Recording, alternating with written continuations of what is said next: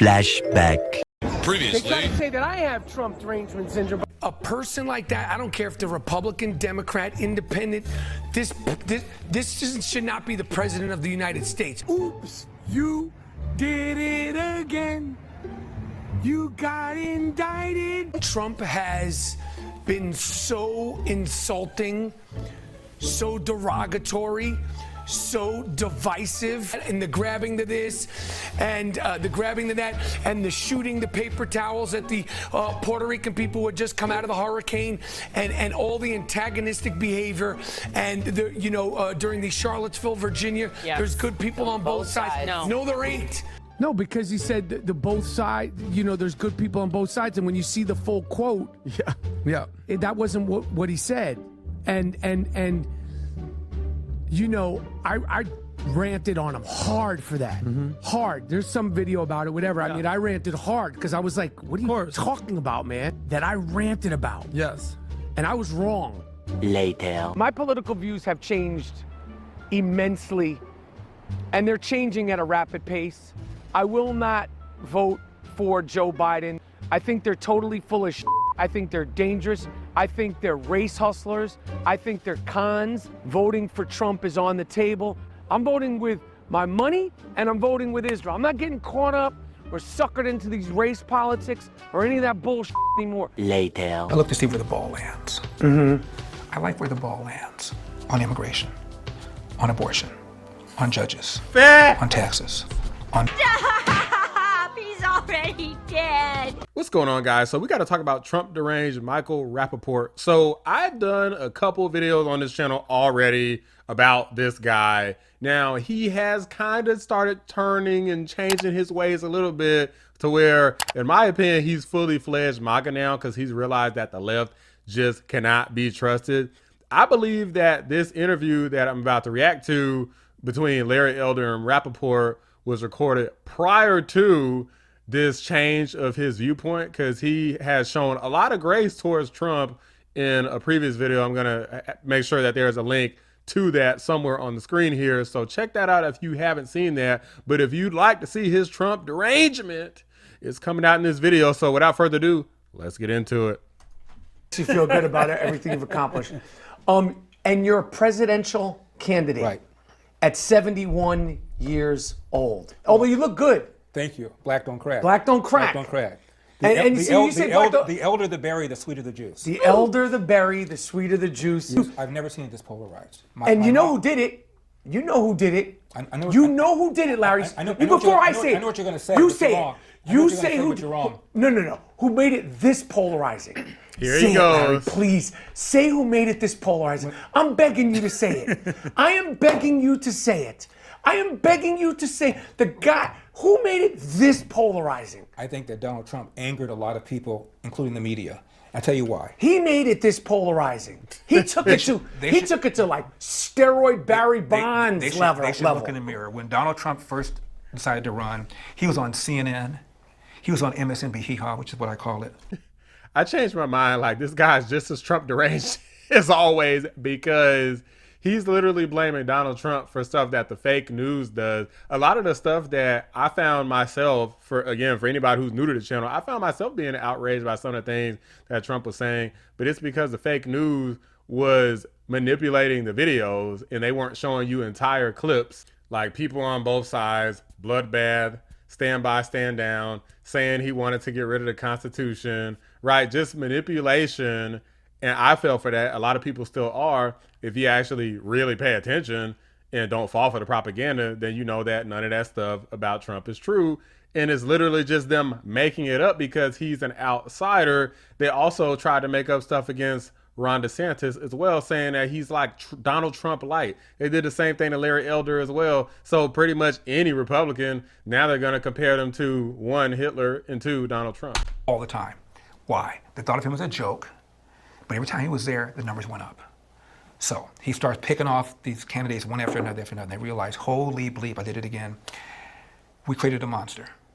And so they went after him with a ferocity that I've never seen before because they know they helped to create him. Donald Trump was called a Nazi. There's a guy in... I don't like anyone using that term Nazi. As well you shouldn't. As well, nobody like should. You got to earn that term. Nobody should. Donald Trump was called a fascist. Referring to Republicans as Nazis and fascists has been done for a long time. And as far as I'm concerned, the Democratic Party is a party that's been the more shrill of the two. In terms of that? In terms of that, yeah. As far as making it polarizing and who's made it, taking it to another level, Trump, and you're a chill dude, you're a well-spoken dude. When I think of a conservative person who presents himself like a conservative, you are absolutely somebody I would say, who presents himself that way. Trump got elected iconically at his debates, why he became the people's champ, lying Ted Cruz, this one's names, that one names. That seems so opposite to the type of behavior that you represent from yourself. You don't like Ron DeSanctimonious? You don't like Bird Brain? Come on, man. Like, those are some good names. Sloppy Chris Christie is not a fat pig. It's okay, they work. Okay, like Crooked Hillary, and then you got Sleepy Joe, Crooked Joe Biden. Like, all of these names are appropriate names. Like, it just so happened that Teflon Don is the best at it. Don't be mad because he has good strategy and tactics. Why and how can you support a guy who also, I also heard you say that when it comes to debates, you're not at the debates. You don't like everybody shooting each other down, and then because it's not good for the party, and you don't like that. People like Gavin Newsom will then again use it against you. But Trump got elected not shooting, publicly lynching, giving nicknames, sexualized hands, all the bullshit he did. And I know you don't curse. How can you support this guy? I'm watching the Golf Channel. I'm not a golfer, but Give it to me straight. It's real simple, man. Look, you want closed border, good economy, low interest rates, low prices, and drill, baby, drill. It's real simple, Rapaport. Give me about the golf. I'm watching the Golf Channel. Don't Tiger Woods me here like a Jack Nicholson me. And I love the sport, although I don't play it. Okay. And I'm following you. You're not gonna stay with me. This is going to make a lot of sense to you. These two professional golfers were being interviewed, and the host said, "What makes a good golfer?" And one of them went through this beautiful, elaborate description of what makes a good golfer, where you put your hands, where your shoulders are, where your legs are, where your eyes are. And the other one went like this. I look to see where the ball lands. Mm-hmm. I like where the ball lands on immigration, on abortion, on judges, on taxes, on losing the regulations, on reversing the war against oil and gas, on standing up to China. That's what I like. The rest of it is white noise, pardon the expression. Facts, bro. Larry Elder cooked him. Look at Rapaport's face. Freeze frame. Give me that thumbnail. Give me that thumbnail.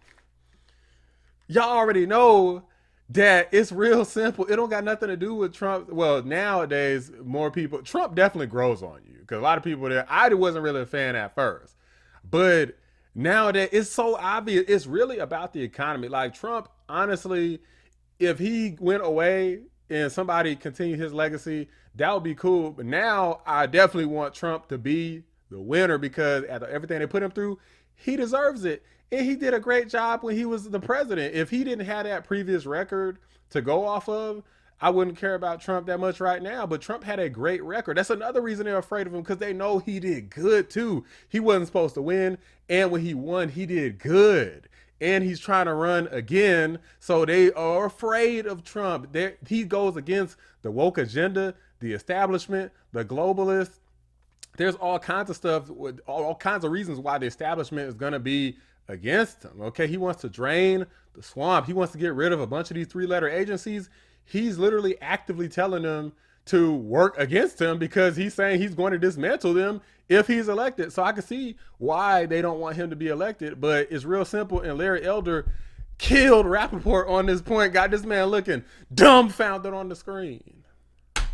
But is it white noise, Larry? To me, it is. All right, to you it is. Look at the BS Joe Biden does. I want to stay. We'll get to Joe. We'll get to smoking Joe Biden. We'll get to cadaver Joe Biden. I'm not one of these people. I vote for Larry. I am not one of these people. I go at all of them. Do you not think he's a race hustler? Biden does it. Nobody says a word. Do you? Listen, I will say to you right now, When you said to Charlemagne, you brought up the fact that Charlemagne, who I like, he said when Joe Biden said to him, "You're not black," and he said it to him. He didn't just say it to him. He said it to the entire world. Right. He said to the entire black public. You ain't black, yeah. You ain't black. Yeah. He ain't it. You ain't black if you don't vote for Joe. You ain't black if you vote. What did he say? You ain't black for Joe. If you don't know whether you want to vote for me or vote for Trump, you ain't black. If you have a problem figuring out whether you're for me or Trump, then you ain't black. And Charlemagne said nothing. Said nothing. And I know Joe Biden is full of shit. I know Joe Biden is a race hustler. I know Kamala Harris is a race hustler. Okay. And I know that Donald Trump is a race hustler. He's not a race hustler. How is he not a race hustler? Rapaport. Trump derangement syndrome. Hatred of Donald Trump so intense that it impairs people's judgment. This dude, it's like he goes from being base to being dumb really fast because no, Donald Trump literally talks about things as it relates to race that makes sense. If he says the black and Hispanic population is the most infected population due to illegal immigration and high prices, mathematically speaking, Donald Trump is correct in terms of the negative impact. Like they literally are dumping illegal immigrants in black communities. Like he's correct. He's not really saying anything else as it relates to race to damage race relations in the country. When he points out illegal immigrants that are coming from other countries, he points out all these different nations. They keep trying to say that he's like picking on like brown people. It's like he points out multiple different countries, but what people like Joe Biden does is they try to say, oh, he's picking on Latinx people. Well, I got news for you. Most people don't even like the term Latinx. They like Latino, Latina. What the hell is a Latinx? When there's one black dude in the crowd, look at my black supporter. He's so happy. Come on, Larry. Awkward, clumsy. I wouldn't have said it, but it doesn't make him a hustler. That's the same though. Do you know Donald Trump got a smaller percentage of the white vote than Mitt Romney did 4 years earlier? Donald Trump got a smaller percent of the white vote than Mitt Romney did 4 years earlier. So what does that mean? Well, if he's a race hustler, you think that he would get That means that Donald Trump got more mixed races of people supporting him. It's simple math, Rapaport. a greater percentage of the white vote, since after all, he's race hustling in order to attract racist white people. He got a smaller percentage of the white vote than Mitt Romney did. I'm talking about the. Listen, Larry.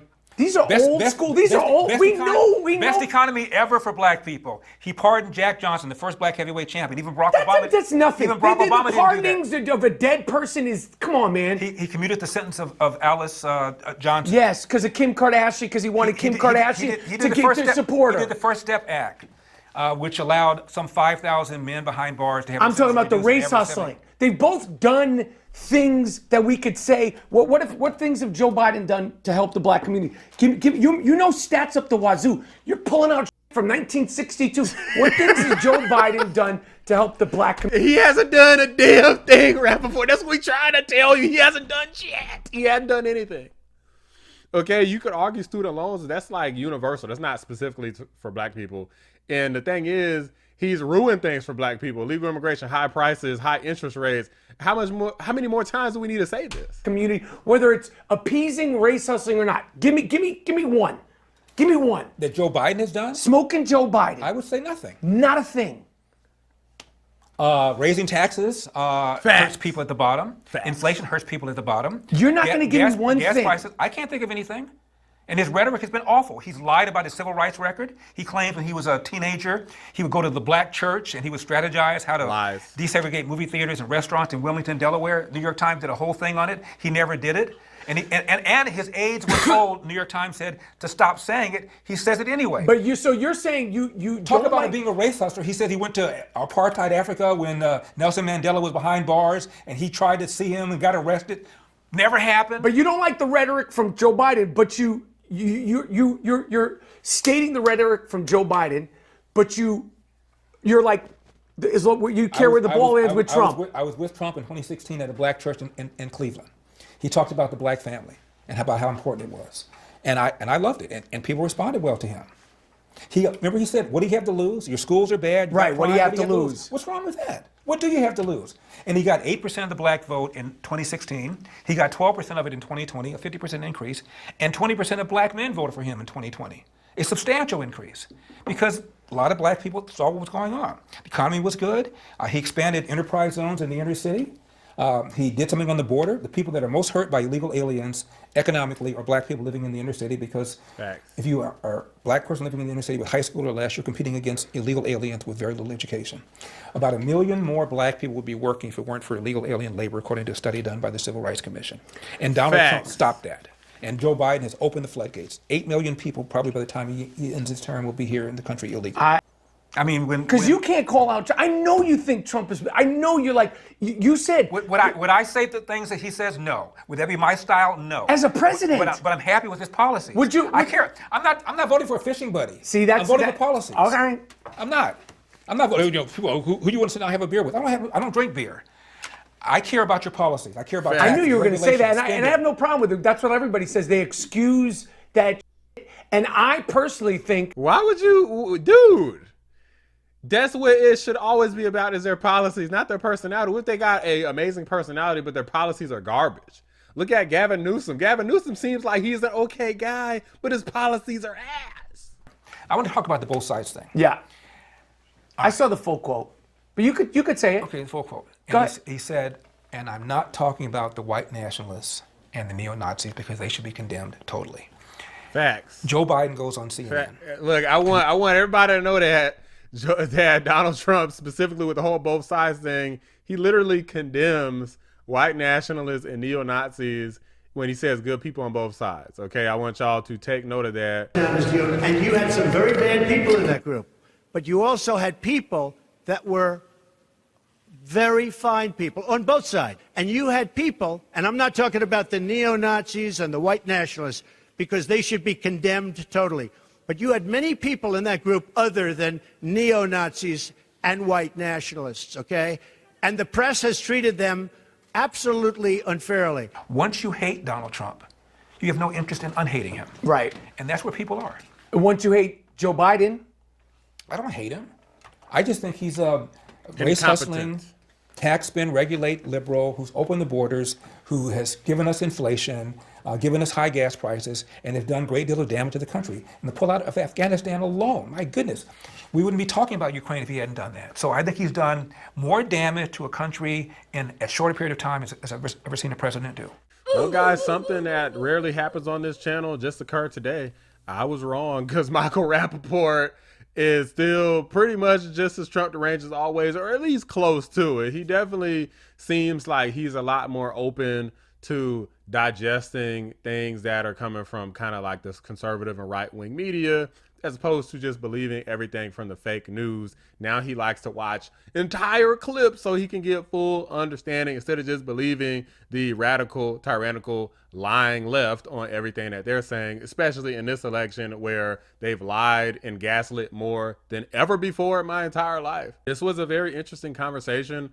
I don't know if Larry Elder, I mean, he's getting pretty up there at this point, so I don't know if he'll ever be able to be the president at this point. I think that, in my opinion, he would be an amazing president, and I think he's got just enough sauce to really kind of get up there. He's definitely a populist type of guy, but again, non-establishment guy, it's hard to get anywhere. Like, Trump is kind of like a whole nother level, and that's why it worked for him. Larry Elder's probably got his work cut out for him, but at least he's out here doing good things, making sure that his voice is heard, which is one of the things that is very important about somebody who is presidential-like, is to make sure that your voice is out there, you're spreading a good message. And I do think at the end of the day, even if Larry Elder is never president, his legacy will definitely live on, probably a lot longer than a guy like Rapaport. But then again, the story of Rapaport is a good one, because he's kind of taking his Trump derangement down, like from like a 20 out of 10 to maybe like a 5, which is a great story. I'm going to go ahead and add it to the playlist. So anybody who wants to watch it from beginning to end, the Rapaport saga, okay? And we'll see how this concludes. Maybe it concludes with him confirming that he is going to support Donald Trump. We shall see. Drop a like on the video, subscribe to the channel if you're new. I appreciate y'all watching the Black Anomaly Rising channel. I'm out. I care. I'm not voting for a fishing buddy. See, that's I'm voting for policies. Okay. I'm not voting. You know, people, who you want to sit down and have a beer with? I don't drink beer. I care about your policies.